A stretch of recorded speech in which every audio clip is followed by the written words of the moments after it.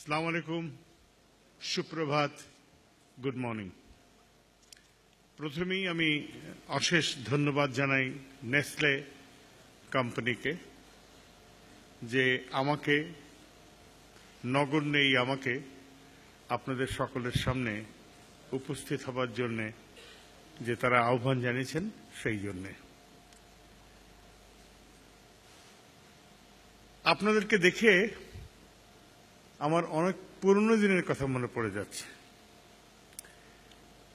আমাকে বলা হয়েছে যে আজকের মূল প্রতিপাদ্য বা থিম হচ্ছে সংকল্প। তো এই সংকল্পে আসবার আগে কিভাবে সংকল্পগুলো তৈরি হয় সেই সম্বন্ধে একটু আমার নিজের ব্যক্তিগত জীবনের অভিজ্ঞতা থেকে আপনাদেরকে বলতে চাই। কেননা বিশ্বের যা থাকুক না কেন নিজের স্বপর্যায়িত অভিজ্ঞতার কাছে আর কিছুই তুল্যমূল্য নয়।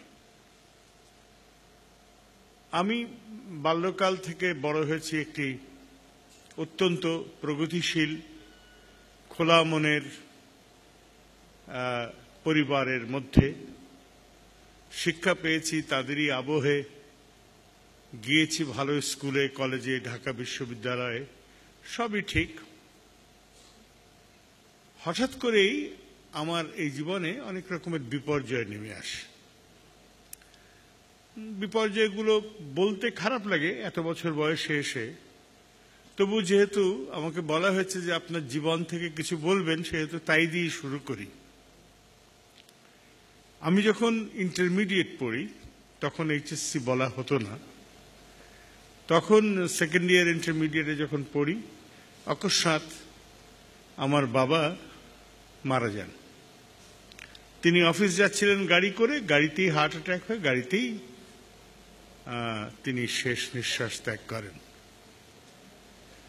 আকাশ ভেঙে পড়ে মাথার উপরে, কেননা তখনও আমার লেখাপড়া বাকি। আমার বড় ভাই কেবল পাশ করে চাকরিতে ঢুকেছেন তৎকালীন পাকিস্তান ইন্টারন্যাশনাল এয়ারলাইন্সে। আমার মা কখনো বাবাকে ছাড়া সংসার চালাবেন কিভাবে চিন্তা করেননি। অতএব তিনি একটা গভীর সমুদ্রে যেন তাকে নিক্ষেপ করা হয়। আমি তখন থেকে লক্ষ্য করে আসছি, এটা খুব প্রণিধানযোগ্য, তখন থেকে লক্ষ্য করে আসছি যে একটি পরিবার যদি সংঘবদ্ধ হয়, একটি পরিবারের সবার মধ্যে যদি বোঝাপড়া থাকে, একটি পরিবারের বন্ধন যদি হয় স্নেহের এবং কমিটমেন্টের, তাহলে সেই পরিবার যে কোনো সংগ্রামকে মোকাবেলা করতে পারে। এই যে পরিবার থেকে যে শিক্ষার শুরু, সেটি জীবনের শেষ দিন পর্যন্ত কাজ করে। আপনারা চারপাশে ঘুরে দেখবেন, চোখ ফিরিয়ে দেখবেন যে যাদের পারিবারিক অবস্থান সুদৃঢ় তারা যত বড় বিপদই আসুক না কেন কখনো ভেঙে পড়বে না। তারা ঠিকই জানবে কোন পথে তাদের পাড়ি দিতে হবে, কেননা পরিবার থেকেই সেই শিক্ষাটি তারা পেয়েছে। আমি যখন সেকেন্ড ইয়ার অনার্সে পড়ি তখন আমার মা মারা যান।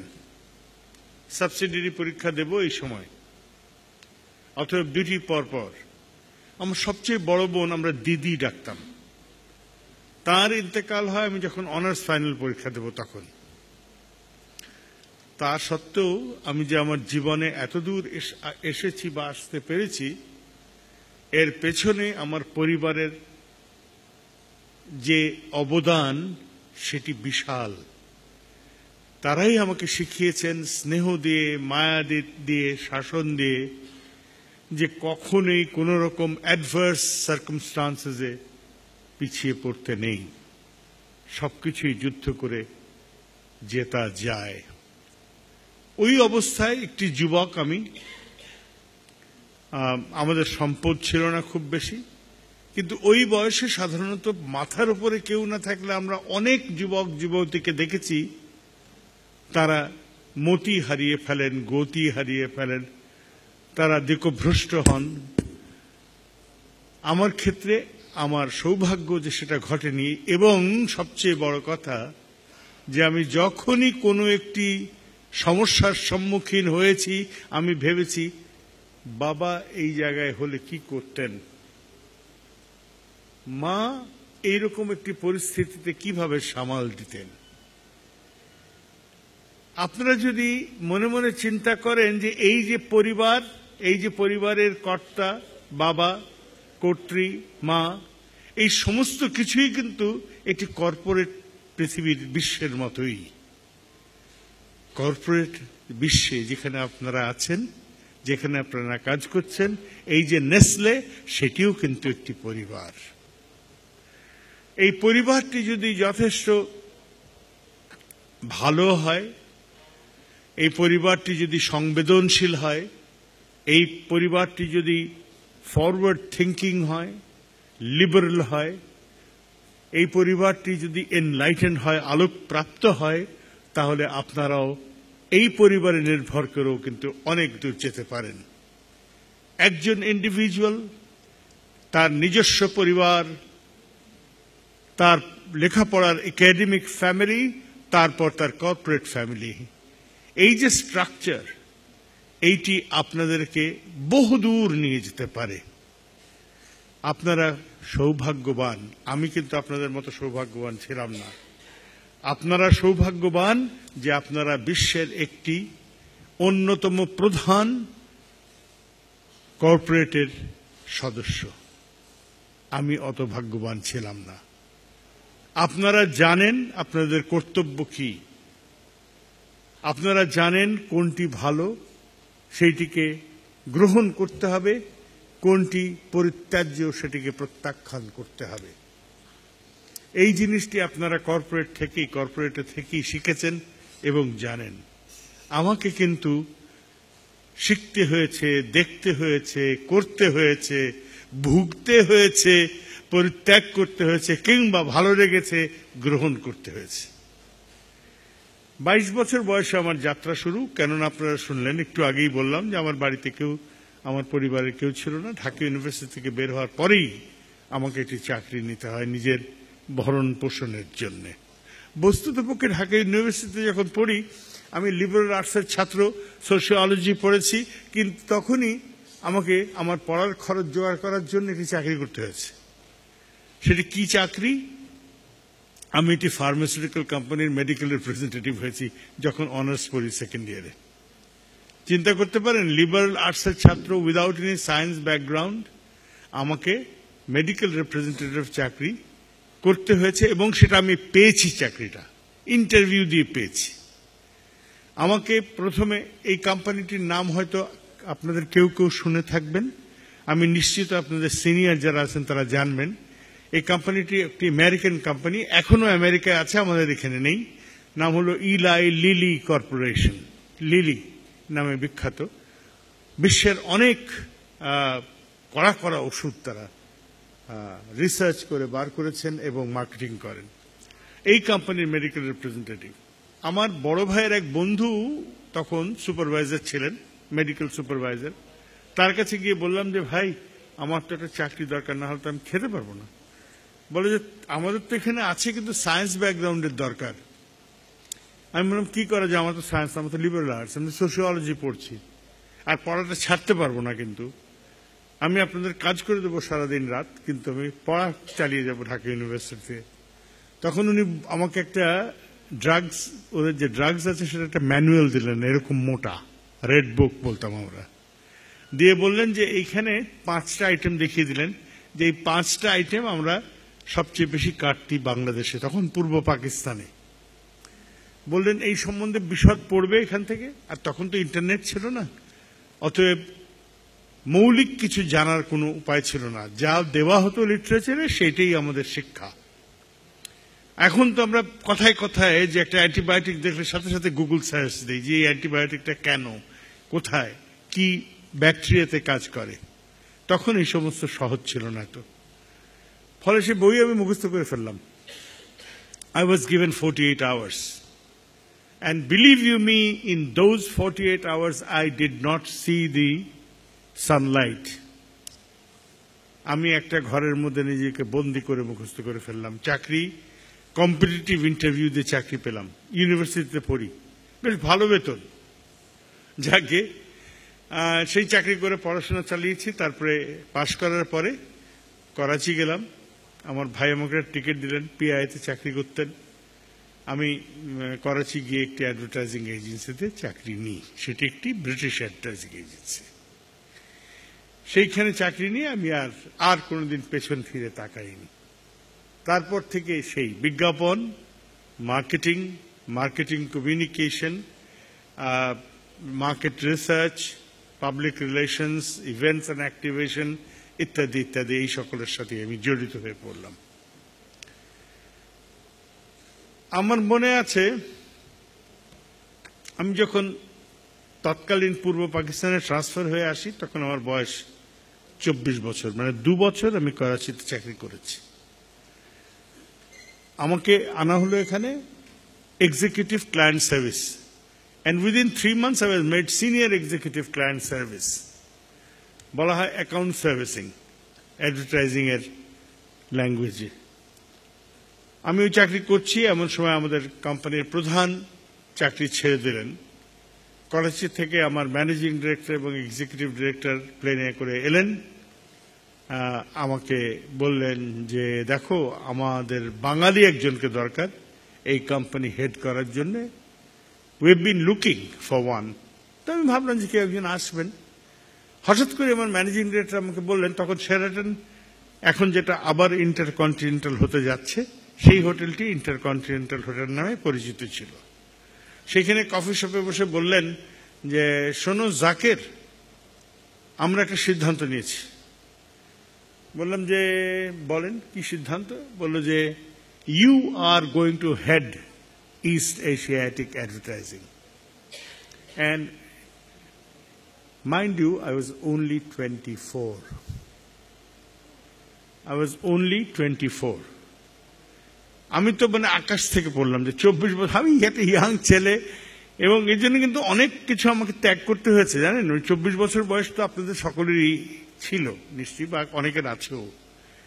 ভেবে দেখুন যে কত রকম বর্ণময় জীবন হয় তখন, যখন যেদিকে ইচ্ছে চলে যাচ্ছি, এইখানে প্রেম করছি, ওইখানে চিঠি লিখছি, সেইখানে পালাচ্ছি, কত কিছু করি না। সেই 24 বছর বয়সে আপনাকে একটা রুম দিয়ে একটা টেবিল চেয়ার দিয়ে বসিয়ে দেওয়া হলো, বলা হলো এটা তোমার দায়িত্ব। যখন বলা হলো দায়িত্ব তখন কিন্তু সেটা আর চাকরি থাকলো না, তখন সেটা একটা দায়িত্বে পরিণত হলো। যে দায়িত্ব হচ্ছে যেই ইউনিটটাকে আমাকে দেওয়া হলো লিড করার জন্য, সেটাকে আমি কি ভায়াবল ইউনিট করব, লাভজনক প্রতিষ্ঠানে পরিণত করব। সেই দিয়ে আমার যাত্রা শুরু। রবীন্দ্রনাথ আমার অতি প্রিয় একজন মানুষ বললাম এই কারণে যে সব দিক থেকে, কেবল তার গান, কবিতা, গল্প, নাটক, উপন্যাস নয়, চিত্রকলা নয়, মানুষ হিসেবে তিনি আমার অত্যন্ত শ্রদ্ধার এক ব্যক্তি, যিনি সবসময় আমার জীবনে আমাকে পথ দেখিয়ে চলেছেন। আমার বাবা মায়ের পরেই রবীন্দ্রনাথের শরণাপন্ন হলাম, যে দেখি তো রবীন্দ্রনাথ কি বলেন। এইরকম একটি দায়িত্ব পেয়েছি। আমি বলেছিলাম আমার প্রধানকে, ব্যবস্থাপনা পরিচালক সাহেবকে, পাকিস্তানি, তাকে বলেছিলাম যে sir just give me one night, let me think. I went back to Rabindranath and I saw this কণিকা বলে ওনার বেশ কিছু কবিতা আছে, দ্বিপদী সাধারণত বা চতুষ্পদী। এই কবিতাগুলোর মধ্য দিয়ে তিনি জীবনের গভীর গভীর কথা বলে যান। হঠাৎ একটি চরণে আমার চোখ ঠেকে গেল। কি? সেখানে তিনি লিখেছেন, কে লইবে মোর কার্য কহে সন্ধ্যা রবি, কে লইবে মোর কার্য কহে সন্ধ্যা রবি। মানে অস্তগামী সূর্য চলে যাচ্ছে পৃথিবী ছেড়ে, সে সকলকে জিজ্ঞেস করছে আমি তো যাচ্ছি, আমার কাজটা কে নেবে? কে লইবে মোর কার্য কহে সন্ধ্যা রবি, শুনিয়া জগৎ রহে নিরুত্তাপ ছবি। শুনে কি ভাববে, কি ভাবছে? আরে বাবা, সূর্য বলছে কে নেবে আমার কাজ? সূর্যের কাজ আমরা কি করে নেব? এটা অসম্ভব না, এটা অসম্ভব। আমরা সবাই কিন্তু এরকম বলি। দায়িত্ব কাঁধে এসে পড়লে, মাথায় এসে পড়লে আমরা কিন্তু বলি মা এটা অসম্ভব, উনি বাবা, ওনাকে আমি রিপ্লেস করবো, এটা হতে পারে না। রবীন্দ্রনাথ বলছেন, কে লইবে মোর কার্য কহে সন্ধ্যা রবি, শুনিয়া জগৎ রহে নিরুত্তাপ ছবি। মাটির প্রদীপ ছিল সে কহিল স্বামী, আমার যেটুকু সাধ্য তা করিব আমি।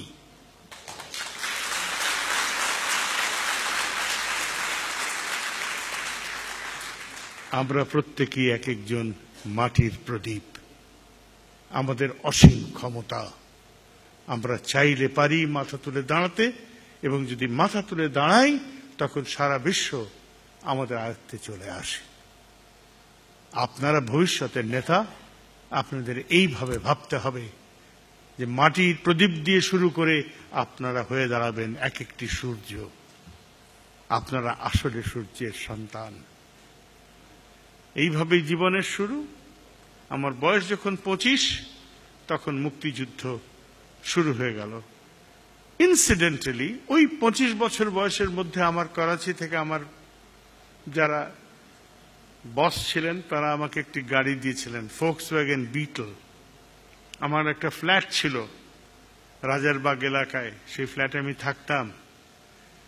ক্র্যাকডাউন হলো, রাজারবাগে বসে দেখলাম পুলিশ লাইন কিভাবে আগুনে দাউ দাউ করে জ্বলছে। দেখলাম কিভাবে মানুষের আর্তচিৎকার, হাহাকার। আমি নিজেকে সংযত রাখতে পারিনি।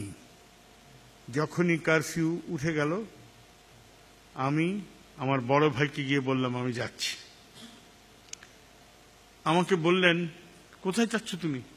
আমি বললাম আমি জানি না, কিন্তু আমি এই পরাধীন শহরে থাকতে পারবো না। আমার মাকে কয়েদ করা হয়েছে, আমার ভাইকে মেরে ফেলা হয়েছে, আমার বোনকে ধর্ষণ করা হয়েছে, আমি এই শহরে আর থাকবো না। আমার এই প্রিয় ঢাকা তখন হয়ে গেল আমার কাছে চক্ষুশূল। আমি বেরিয়ে পড়লাম, আমি জানি না কোথায় যাব। তারপরে আমাকে জিজ্ঞেস করলেন, ভাই তা গাড়ি কি হবে, বাড়ি কি হবে? আমি বললাম গাড়িটা ফেলে দাও, তুমি যদি চালাতে পারো চালো, আর ফেলে দাও, আই ডোন্ট কেয়ার। আমি একটা চিঠি লিখলাম ঠান্ডা মাথায় আমার বসদেরকে করাচিতে, যে the country calls me and I have got to respond. This call is much bigger than the call of duty in my corporation. দেশ আমাকে চায়, আমাকে যেতে হবে।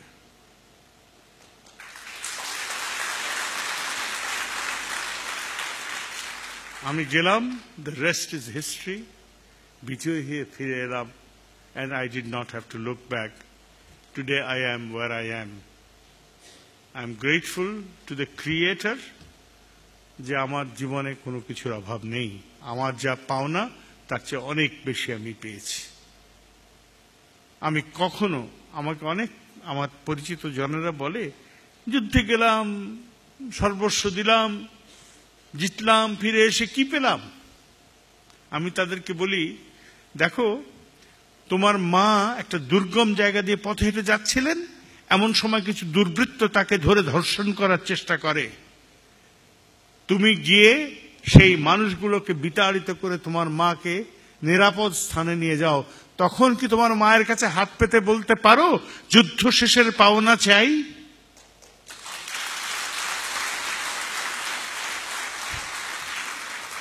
তুমি যদি যুদ্ধ শেষ করে থাকো সফলভাবে, তোমার মাকে তুমি মুক্ত করেছ। এর চেয়ে বড় পাওনা একটা মানুষের জীবনে আর কি থাকতে পারে? এটা তোমার নিজের দেশ। And believe me, my friends, that I firmly believe that whatever there is in the world, my country is the greatest.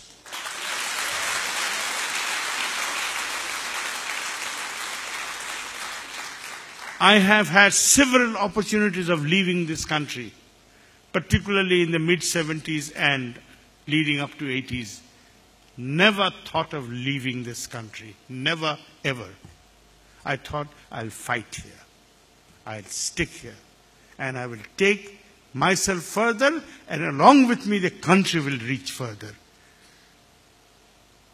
এই সংকল্পটা আপনাদের মধ্যে আনতে হবে, এই প্রত্যয় আপনাদের মধ্যে জাগাতে হবে। আজ যেটাকে খারাপ মনে হচ্ছে একটু অনুসন্ধান করে দেখেন, তার মধ্যেই হয়তো লুকিয়ে আছে বিশাল এক জীবনের প্রতিচ্ছবি, সেইটি আবিষ্কার করতে হবে। তারপর এত বড় একটা দল, আপনারা এত বড় একটা কোম্পানির ছত্রছায়ায় কাজ করছেন, হাতে হাত ধরে এগিয়ে যাবেন সামনের দিকে, চেষ্টা করবেন। অনেকে কিন্তু বলবে যে কি হলো, এই সম্বন্ধে রবীন্দ্রনাথের একটি কথা আছে জানেন। রবীন্দ্রনাথ ওই কণিকাতেই বলেছেন, যথাসাধ্য ভালো বলে ওগো আরো ভালো, কোন স্বর্গ তুমি করে থাকো আলো। মানে আমরা যথাসাধ্য ভালোই বলি না কেন, কেউ কেউ আছে যারা বলবে আরে আরো ভালো করা চাই, এ কি হলো। রবীন্দ্রনাথ লিখছেন, যথাসাধ্য ভালো বলে ওগো আরো ভালো, কোন স্বর্গপুরী তুমি করে থাকো আলো। যথাসাধ্য ভালো বলে আমি থাকি হায়, অকর্মণ্য দাম্ভিকের অক্ষম ঈর্ষায়।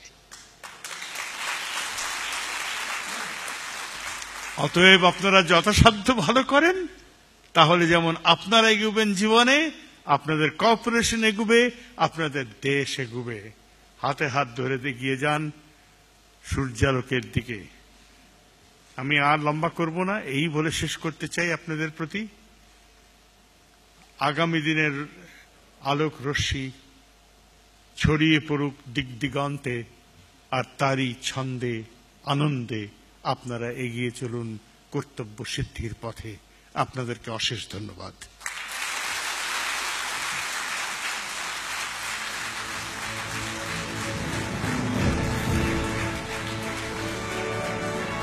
Ladies and gentlemen, please a big round of applause for Mr. Ali Jaqued.